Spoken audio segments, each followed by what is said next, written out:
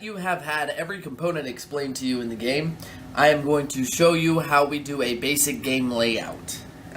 So sit back and relax and enjoy the show.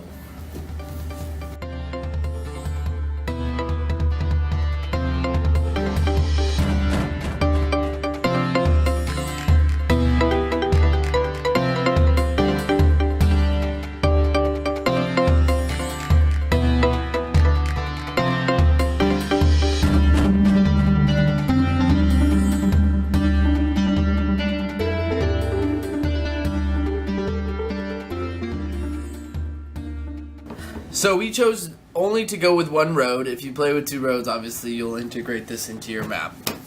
So we have everything laid out, ready to play. Ideally with this table space, we'd probably only play 2 players on a table this size.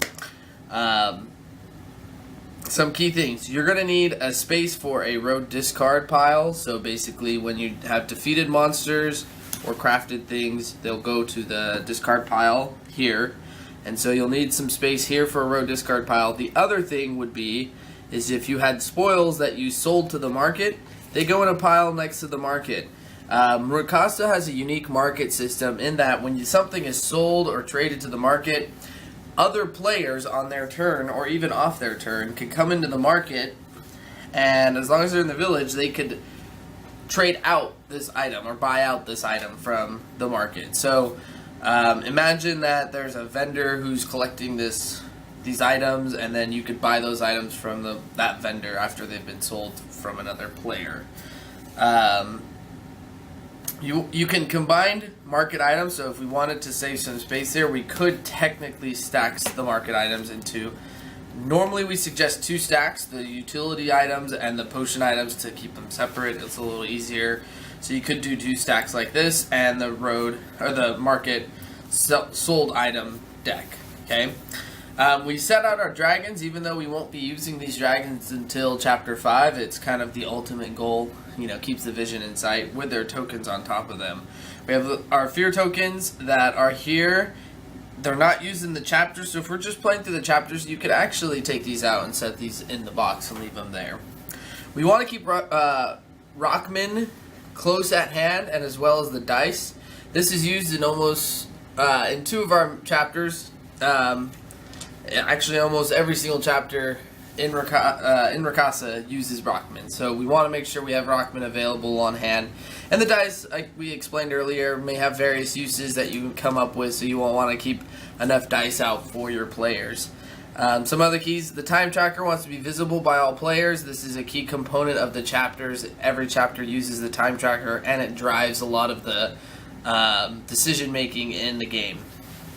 Obviously, we set out our lands as shown before in our videos, or in this video, as well as our tokens. We've set out our boost tokens upside down. This is key, as well as Rockman, because we want to come up with variety. We want to have some randomness in what we're drawing, especially in the boost tokens. In the various chapters, we're going to want to kind of shuffle this up to make our adventuring exciting. We want a space for our chapter cards, because you want to be able to see and reference that chapter card as frequently as possible or need be.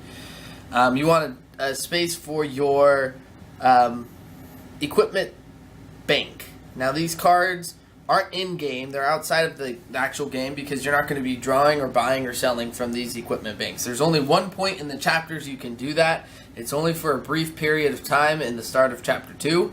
Other than that, you cannot buy from these banks of equipment. You have to craft them.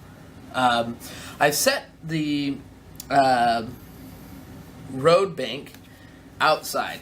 Now, you'll notice in your game you have a set of purple road bank equipment. This is intended to be different than your other road equipment, because after Chapter 2, this road equipment can be shuffled into the road.